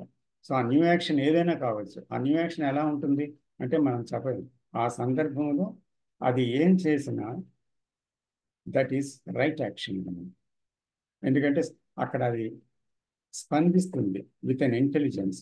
ఆ ఇంటెలిజెన్స్ అనేది ఎవరిది కాదు, అది ఇంటెలిజెన్స్ అది అంతే. సో ఇట్ హ్యాప్స్ అంతే, అందులో నో పర్సన్ ఇస్ దేర్. అందుకని అక్కడ చేసిన చర్య డైరెక్షన్ ఉండదు, ఒక ఏదో ఉద్దేశం ఉండదు, ఏదో కారణం ఉండదు, దానికోసం ఉండదు, గమ్యం ఉండదు. So that's a right action అన్నమాట. Okay sir, thank you sir. కొంత క్లారిటీ వచ్చింది సార్. ఈ సందర్భంగా మన నిత్య జీవితంలో పెద్ద పెద్ద బరువైనటువంటి సందర్భాల కన్నా కూడా అందుబాటులో ఉన్న తేలికైనటువంటి విషయాలతో ఈ విధమైనటువంటి సాధన చేయటం అనేది మంచిదేమోనని నేను అనుకుంటున్నాను సార్. ఉదాహరణకి స్నేహితులతో, వ్యాపారస్తులతో ఉన్నటువంటి డీప్ డిస్కషన్ సందర్భాల్లో ఈ ప్రయత్నం చేయడం కన్నా అది ఎట్లాగో సాధ్యం కావటం లేదు కాబట్టి మా ఇంటి పెరట్లో ఆడుకుంటున్నటువంటి ఒక చిన్న కుక్క పిల్లని గమనించడం ద్వారా, అలాగే నా చేతి మీద పాకుతున్నటువంటి ఒక ఈగని గమనించటం ద్వారా అంత పెద్ద ప్రయత్నాన్ని కూడా చేయొచ్చు అని అనుకుంటున్నాను సార్. నా అభిప్రాయం కరెక్టేనా సార్? అంటే ప్రతిదీ గమనించవచ్చు. అటు మానసిక రంగం, తర్వాత ఫిజికల్ గా వచ్చిన విషయాల్ని మనస్సు మళ్ళీ విశ్లేషించి భయపడుతుంది కదా దీనికి. అది కూడా ఫిజికల్ కూడా సైకలాజికల్ అయిపోతుంది. సో ఆ విషయం అన్నిటిని how it is related, how it is working అని ఇది లేదు. So from moment to moment ఏది మన ముందుకు వస్తుందో దాన్ని చూస్తూ వెళ్ళాలన్నమాట. ఎందుకంటే ఒకటి, life presents so many things before us to learn, but a mind which say I have already learn, then it cannot learn at all. అందుకని మన నాలెడ్జ్ అంతటిని పక్కన పెట్టి మనం దాన్ని ఏంటిది అని కొత్తగా మనం చూడగలిగినప్పుడు మాత్రమే అప్పుడు దాంట్లో ఉండే మొత్తం విషయం అంతా వెల్లడి అవుతుంది యాజ్ ఇట్ ఈజ్గా. అంచేత we have to be aware from moment to moment on every what is, because what is ever changing అన్నమాట. It's not a fixed thing, it's not a big or small thing, but if you start and you flow with that అంతే. Okay okay sir, thank you sir. Sir ఇప్పుడు ఇంత sir చెప్పినట్టు sir ఇప్పుడు office లో అంటే మనం స్పందించాల్సి వస్తుంది, ఇంట్లో మనం ఉన్నప్పుడు దానికి స్పెండ్ చేయాల్సి వస్తుంది కదా. అట్లా లేకుండా ఎప్పుడు మనం ఒక అబ్జర్వేషన్ అనేది ఉండాలి కదా సార్, ఎప్పుడు ఆ అబ్జర్వేషన్ ఉండాలి ఏ సందర్భమైనా మీరు చెప్పినట్టు. అంటే బయట వెళ్తే అంటే అబ్జర్వేషన్ అనేది సైకలాజికల్ విషయంలో సైక్ అనేది లోడెడ్ సెల్ఫ్తో జరగదు, లోడెడ్ ఇన్ఫర్మేషన్తో జరగదు. అందుకని అబ్జర్వేషన్ అంటే ఏంటి? You love to see something. ఎప్పుడైతే ఆ ప్రేమ ఉందో, చూడడానికి ఆ ప్రేమ ఉందో, నేను అవేర్గా ఉన్నాను, నేను అబ్జర్వేషన్తో ఉండాలి, నేను అవేర్నెస్లో ఉండాలి అనుకుంటే జరగదు అది. ఎందుకంటే మళ్ళీ అది ప్రయత్నమే అవుతుంది. కానీ సహజ సిద్ధంగా ఒక గులాబీ పువ్వుని, అందమైన పుష్పాన్ని చూడడంలో ప్రయత్నం లేదు. సో అందానికి మనం చూసి అలాగే చూడాలంటే చూస్తున్నాం అంతే. అలాగే లైఫ్ ఈజ్ సో బ్యూటిఫుల్, కానీ మనం కొన్నిటికి అగ్లీ అని, కొన్నిటి బ్యూటిఫుల్ అని, కొన్నిటికి ఇది దీన్ని దూరంగా పెట్టాలని, దీన్ని దగ్గరగా చేర్చుకోవాలని ఇలాగ డివైడ్ చేసాం లైఫ్ని. ఎందుకంటే mind is division with dualities. అందుకని అలా కాకుండా అక్కడ వచ్చిన విషయాన్ని డ్యుయాలిటీస్తో కాకుండా ఏది ఇది ఏమైంది ఇక్కడ అని మనం తక్షణం చూడటం అనేది ప్రతి ఆలోచనని గమనించటం వల్ల వస్తుందన్నమాట. అప్పుడు సపోజ్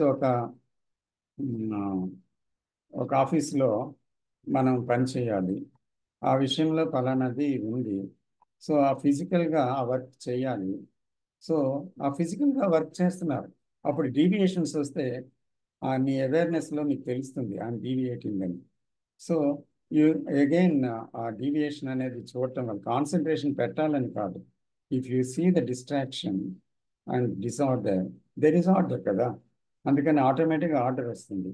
అంచేత ఇక్కడ ఏం చేయాలి అని కాదు, అక్కడ డీవియేషను డిస్ట్రాక్షన్ అదే ఇది ఆ పక్కనే డిస్ట్రాక్షను జరుగుతుండేటప్పుడు దాన్ని మనం చూడగలమా అన్నమాట. చూడగలిగినప్పుడు ఏమవుతుందంటే ఇక్కడ ఫిజికల్ థింగ్స్లో మనం ఫైల్ చేయాలి, గత జ్ఞానంతో చేస్తాం, దానికి పెద్ద విషయం కాదు. తర్వాత భాష మాట్లాడాలి, గత జ్ఞానంతో చేస్తాం, అందులో విషయం లేదు. అలాగే టెక్నాలజీ సంబంధించింది, ఒక కంప్యూటర్ని చేయాలి, ఒక ఆపరేట్ చేయాలి, అది మనం గత జ్ఞానంతో చేస్తాం. సో ఏ మేట నొక్కాలి, ఏం చేయాలనేది దాంట్లో కాన్ఫ్లిక్ట్ లేదనమాట. అయితే దీని గురించి పెద్ద అవేర్నెస్ అక్కర్లేదు, అంటే అక్కడ చేస్తున్న పని మీద ధ్యాస ఉంది అంతే.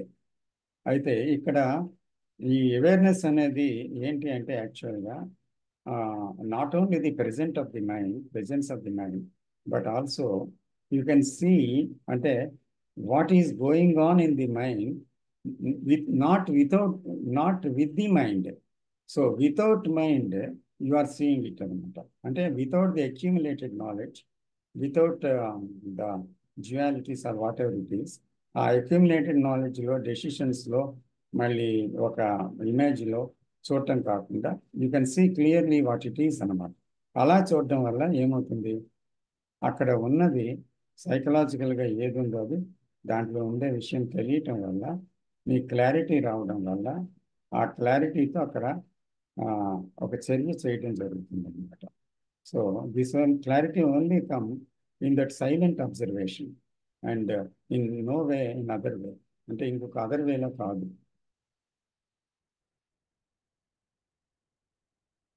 Thank you sir.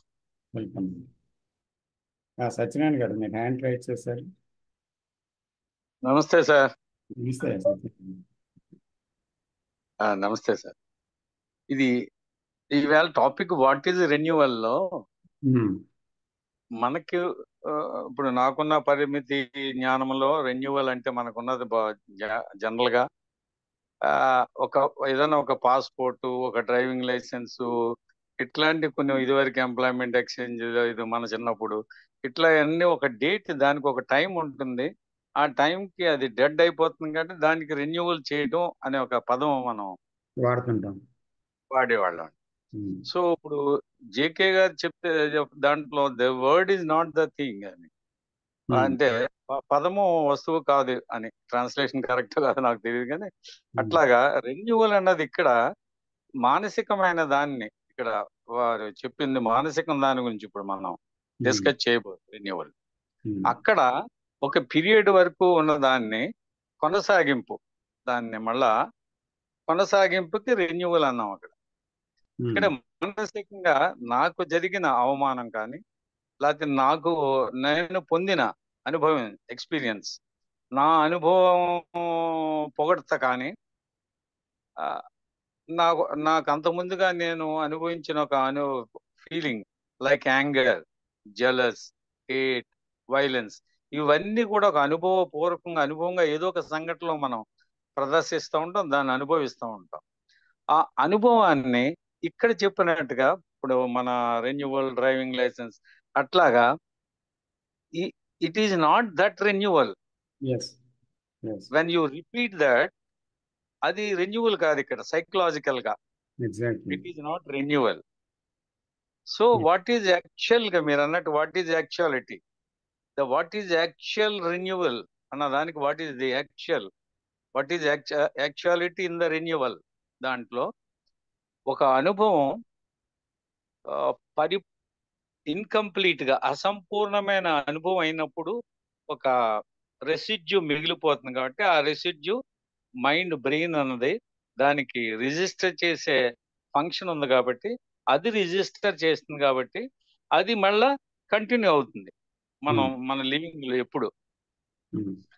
కానీ దాన్ని అవగాహన చేసుకున్నప్పుడు వాట్ ఈజ్ హర్ట్ అంటే ఏంటి, ఏది హర్ట్ అయింది, ఇదంతా మనం ఎప్పుడు చేస్తున్నాం కదా. ఇమేజ్ ఫార్మేషన్, ఆ ఇమేజ్ హర్ట్ అవుతుంది, ఆ ఇమేజ్ నుంచి మన ఫ్రీడమ్, స్వేచ్ఛ పొందాలి. ఇందాక మీరు చెప్పిన ఆ డిస్క్రిప్షన్, అదంతా మన అవగాహన అయినప్పుడు, ఇందాక విజయవాడ ఫ్రెండ్ ఆయన మిత్రుడు చెప్పినట్టుగా మనం దాన్ని అప్లై చేసినప్పుడు దాన్ని మనం ఆ అవగాహన, లెట్ దట్ అవగాహన, understanding, that perception, when it acts, అది యాక్షన్, అది యాక్ట్ చేస్తూ ఉంటే అప్పుడు దట్ ఈజ్ వాట్ రెన్యువల్. అప్పుడు రెన్యువల్ అన్నది, నవీకరణ అన్నది అప్పుడు ప్రారంభం అవుతుంది. నా అవగాహన అదే. ఇప్పుడు when there is a destruction, and when there is a dissolution of the world, then a new thing will be born. అంటే ఏదో ఒకటి కొత్తది అక్కడ ఉదయిస్తుంది అన్నమాట. అలాగే ఇప్పుడు చూడండి, ఫిజికల్ ఎగ్జాంపుల్ తీసుకుంటే, when old building is completely demolished and if you want to build కొత్త ఒక రకమైన ఒక గృహాన్ని నిర్మించాలంటే మీరేం చేయాలి, పాతది ఏదో రీమోడల్ చేయడం కాదు, it should be demolished completely. అప్పుడే కొత్త బిల్డింగ్ కట్టగలరు. అలాగేంటి అంటే by understanding, as you have said, by understanding it, అప్పుడు ఏమవుతుందంటే అది ఒక డిజల్యూషన్ జరుగుతుంది దాంట్లో.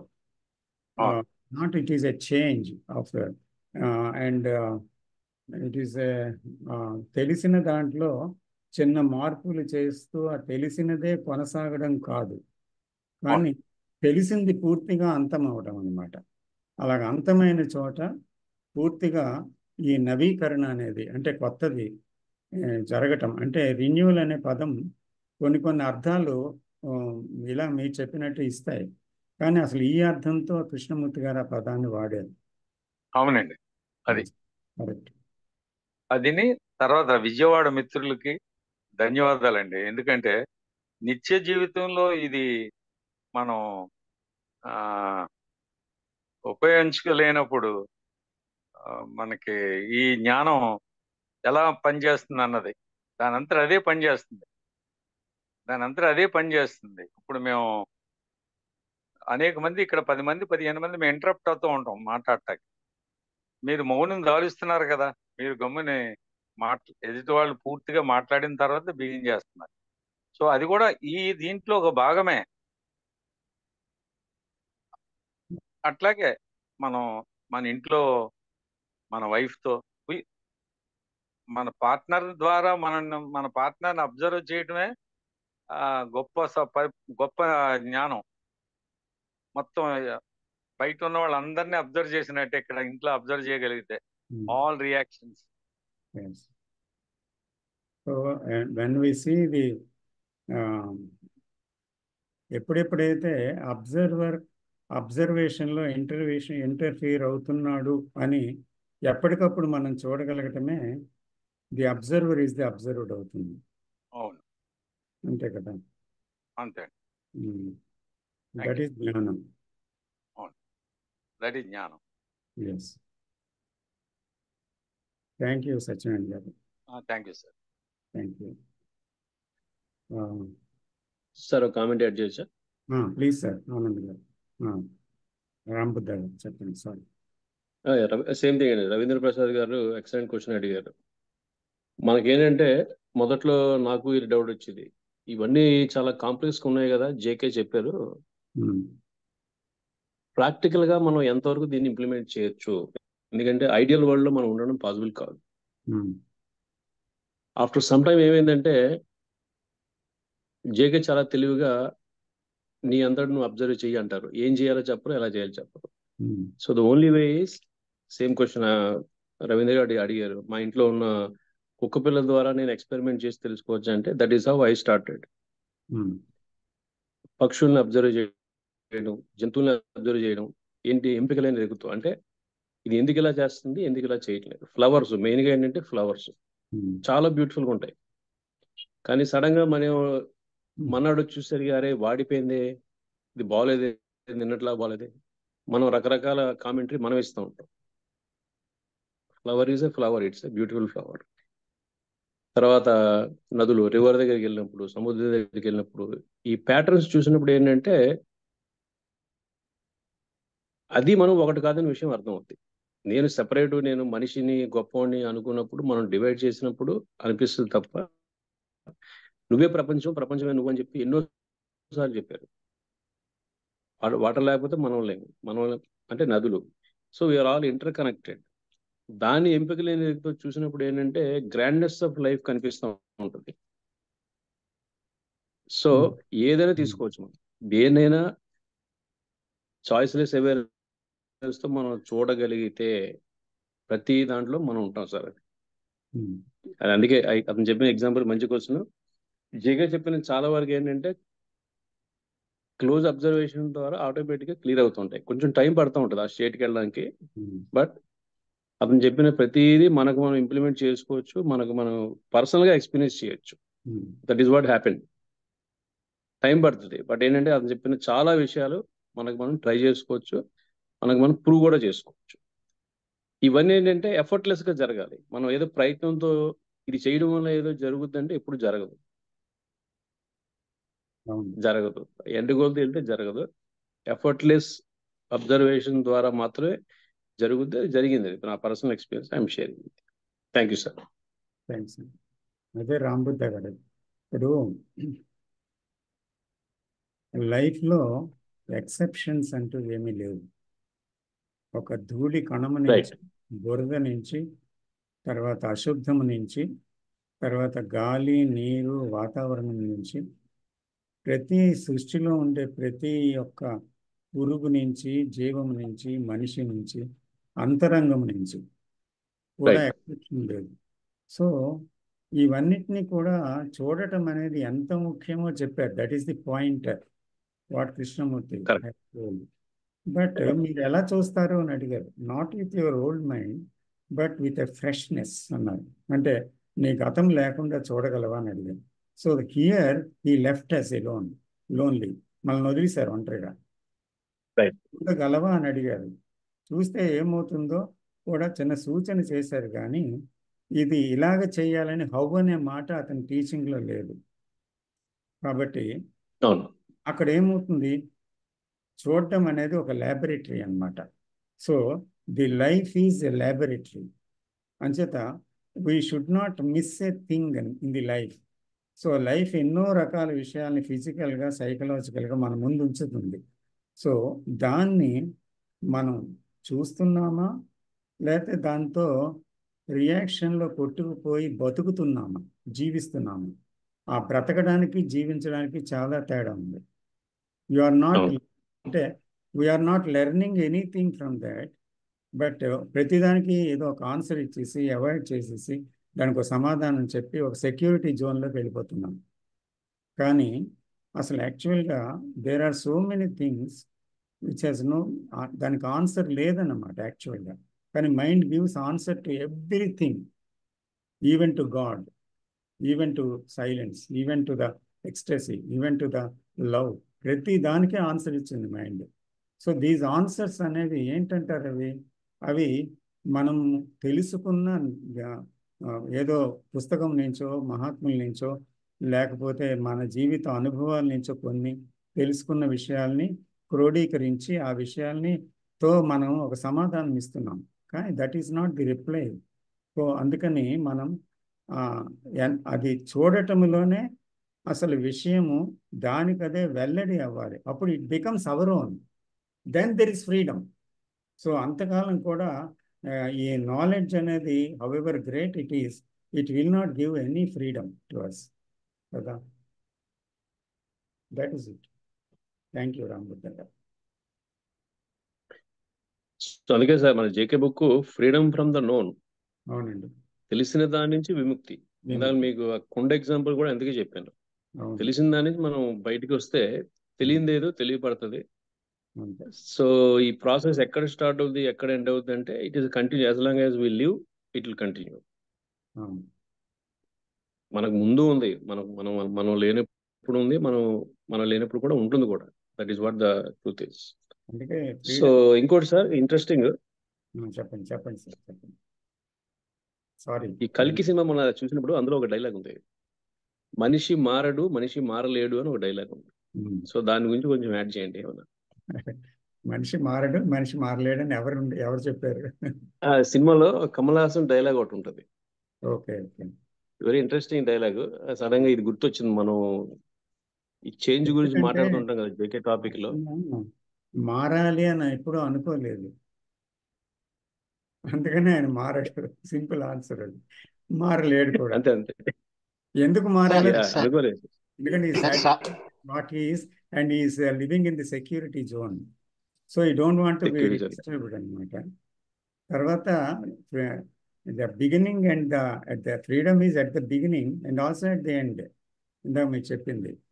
సో ఎప్పుడైతే that passive alert awareness and choiceless awareness ఉందో, that itself is the freedom. So not at the end. So అది ఉన్నప్పుడు ఎండ్లో కూడా మిగిలింది కూడా మళ్ళీ అదే కదా. So that is wonderful thing. మీరు చెప్పినట్టుగా అది మన డైలీ లైఫ్లో ప్రతి విషయంలో దాన్ని చూస్తుండేటప్పుడు అది మనకి తెలుస్తుంది ప్రాక్టికల్గా. It's not a theory at all. Anand garu మీరేం చెప్పబోతున్నారు? Sorry sir. I mean, people will say all kinds of, we can hear all kinds of dialogues in this and that, sir. What is essential is every second there's a change, there's a transformation in me, which I don't see it at all. What I was just a second back, I'm not the same person right now. So functionally, that is what is happening. But I need to understand what is happening psychologically. The fact is that because we are not willing to change, that is why there's a destruction which is taking place right now. Can I see that is a question? And Kay is talking about something else. I mean, I try to analyze it all the time. I try to make some positive statements about it without really understanding what understanding really means. So when he talks about death, love, and living are the same thing. It's a single process. How do I understand that? When he's talking about renewal, what does he mean by renewal? Can there be renewal? Something which is already known. I'm known. Well, I want to understand something which is unknown. So there has to be. I have to die to that. So how do I understand all these things? I can talk about it, but without, he says, love, death, and life are the same thing. So when he talks about love, he's talking about sensitivity also, which I don't see, which is not there. When I say my wife, she's not my wife. If I understand my wife, I understand the world. It is not so. The moment I said my wife, there's already a fragmentation, there's a division. When I say my dog, there's a division. I need to look at it. It is not that simple. This is one of the most profound things which I'm making it so simple, and I mean, we talk about it, it is not that. I can make positive statements, I understand it, I know what it is. And how do I understand negation is the beginning of everything? Do I understand that? Negation is the most positive action. When I say I can't do it, I'm against a wall. I'm lost. When I say I know what it is, again, I'm lost. So what is it I've got to do is I need to look at it, which I don't know. Do I really say that I don't know? What is it I don't know? If I don't know, I'll find some book, I'll go onto the internet and find out what it is. It has become so simple. If somebody says you don't know, don't worry about it. I'll find out what it is. So I really need to be serious. Now, what is it to be serious, sir? Again, it's a huge challenge. It says, yeah, I'm very serious. I'm trying to find out. Is that what seriousness is? So one has to understand, or even when I'm saying I need to understand K, again, I'm lost, sir. K said, don't try to understand me. I am beyond your understanding. Most of us read Krishnamurti and say, this is what Krishnamurti is saying. Now I need to really look at it. He says, don't do that. But I'm doing exactly the same thing what he's saying not to do. Now I bring so many other examples, so many other people. I say, this is what it is. So again, sir, I need to understand I'm a really sensitive. All of us say we love our children, sir. Krishnamurti says you don't love your children. Question that. Do you really love your children? Do you really love your wife? Do you really love your parents? If you really love, will you be the way you are right now? That is what is essential. That I cannot love. When I is there, I can't say I love my father, I love my son. Most of us say we love. I need to question that. Krishnamurti says you don't love. Forget Krishnamurti. I mean, I'm saying, do I really love them? If I really love them, is it very difficult for me to bring a few changes, a few habits in my life? That is what is essential, sir. I mean, I really need to find out if I'm serious at all. When I see that, probably there may be a change. That perception is action. The moment I say that it has happened, I am lost. Like I see this beautiful sunset, I see it's over, finished. The moment I say something about it, I'm back to my conditioning. And I look at that as what is essential. But at that point in time, there was joy. Just, is it possible to live with it? And that's over. Because in that, there's action itself, perception, action. So I don't have to say, I love my son. If I say I love my son, I'm back to my conditioning. If I love my son, I love each and every other person on the earth, or every other living being on the planet. That is what love is. Love doesn't differentiate between my son or somebody else's son, or a dog on the road, or a tree in the forest, or a blade of grass on the road. It's the same thing. Ante, sir. Ante. I mean, I don't want to go further. Thank you, sir. Thank you. So the perception is a unconditional seeing. So seeing the truth as it is or false as it is. So then the whole transformation happens automatically. And there is no gap between perception and action, what you are saying. Yes, yes, sir. Thank you, sir. So, Prem Kumar, చెప్పండి. Sir ఒక చిన్న ప్రశ్న sir. ఈ ప్రయత్నం వల్ల కలిగే నష్టం ఏమిటి సార్? ఎందుకు ప్రయత్న రహితంగా చూడాలి అన్నారు? ప్రయత్నం వల్ల కలిగే నష్టం దాని అది నాకు అంత స్పష్టంగా అర్థం అవ్వట్లేదు సార్. ఎందుకు ప్రయత్నరహితంగా చూడాలి? ప్రయత్నం వల్ల కలిగే నష్టం. మీ నెంబర్ గ్రూప్లో ఉందా ప్రేమ్ కుమార్ గారు? అవును సార్. జ్యోతి గ్రూప్లో.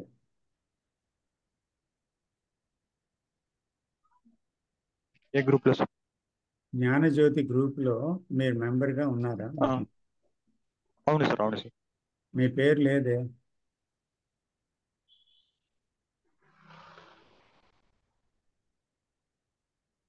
అర్థమైందా నేను చెప్పింది? గ్రూప్లో ఉన్నాను సార్ నేను. ఉన్నారా? ఒకసారి నాకు వాట్సాప్ తర్వాత. సరే, ఇప్పుడు ప్రయత్న సహిత జీవితం, ప్రయత్న రహిత జీవితం అంటే, ప్రయత్నం అనేది ఏంటి అసలు? యాక్చువల్గా సెల్ఫ్ ఉంటే ప్రయత్నం, సెల్ఫ్ ఉంటే అక్కడ నేను అనేది ఉంటే దాన్ని మనం వేరేగా చూస్తాం. మరో దాన్ని నాకంటే వేరు మీరు, నాకంటే నా భావాలు వేరు, నాకంటే నా గమ్యాలు వేరు, అలాగా ప్రతిదీ వేరుగా చూస్తాం. సో దాన్ని ఇష్టం లేకపోతే నెట్టివేయడానికి, ఇష్టమైతే దక్కించుకోవడానికి ఒక ప్రయత్నం, ఏదో ప్రయత్నం చేస్తూనే ఉంటాం. ఇష్టం ఒక ప్రయత్నమే, అయిష్టం కూడా ఒక ప్రయత్నమే. Either you want to avoid it, suppress it, or you want to have it more and more. ఇలాగ ఈ రెండు ప్రయత్నమే కదా. So where that centre is, there is effort. The I is there is an effort, isn't it? So అక్కడ ఎప్పుడైతే నేను అనేది ఏంటి, ఆలోచన అంటే ఏంటి, ఉన్నది ఏంటి అనే విషయాన్ని మనం చూడగలుగుతున్నామో, in that very perception there is a seeing. ఆ సీయింగ్లో ఉండేటప్పుడు ఏమవుతుందంటే, ఆ సీయింగ్ నుంచి ఒక యాక్షన్ పుడుతుంది. That action is not born from you, the me, కదా. So then it is effortless action. ఒక నిమిషం, ఛార్జింగ్ అయిపోతుంది, ఒక నిమిషం. Okay, thank you.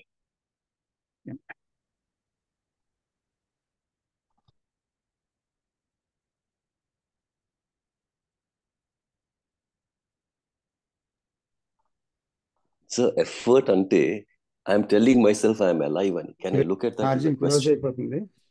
It is closing. ఒక నిమిషం.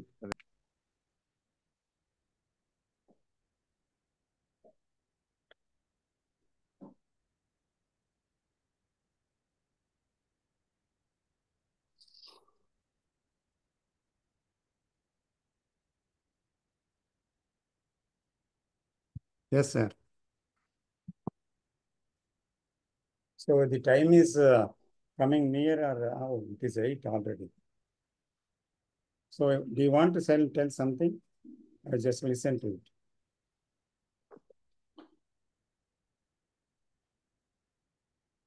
So he was talking about effort kada sir.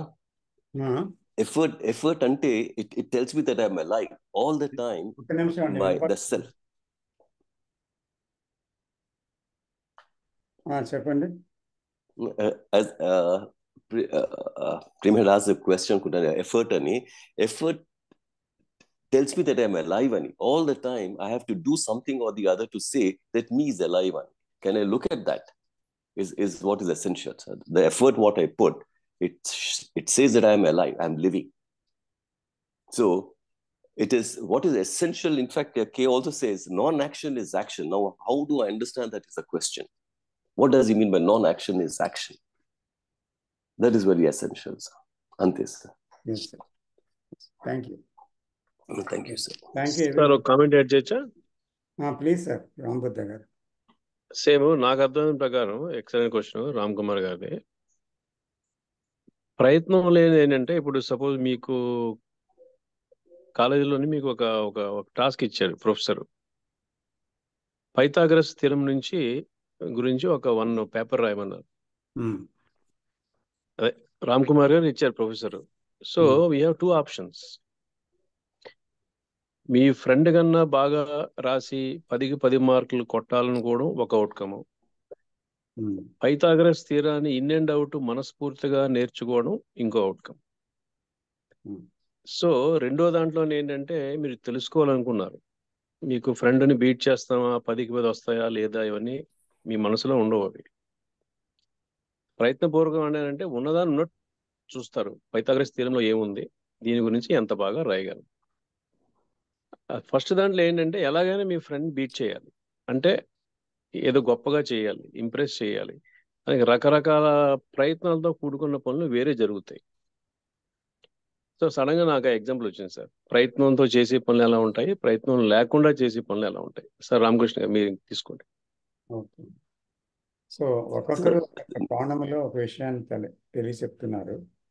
సర్లేండి, ఇక్కడికి ఆపేద్దాము. అంటే సార్ ఇక్కడ పైథాగరస్ సార్, పైథాగరస్ చెప్పినారు కదా, we all remember Pythagoras for Pythagoreans sir. Pythagoras more than 2,500 years back చెప్పినారు, as long as you're killing animals you will be killing human beings and you will not love human beings అని చెప్పినారు sir. Nobody talks about it. He said about 2,500 years back, as long as you're killing animals you will be killing human beings అని. అంతే sir, అంతే, ఇంకేం లేదు sir. Correct sir. No, you're right, there's no doubt about it. See, we have only one heart. Killing an animal, killing a man, woman is same. It is same violence. There's no difference. Chicken killing versus man killing, exactly same. So I'm closing this, sir. Yes. So thank you very much. Thank you all. Okay sir, thank you sir. Thank you. Good night. అందరికీ నమస్కారం sir. నమస్తే. Thank you sir. Good night. Thank you. Namaste. Thank you sir. Thank you. Thank you sir. Thanks, Andy.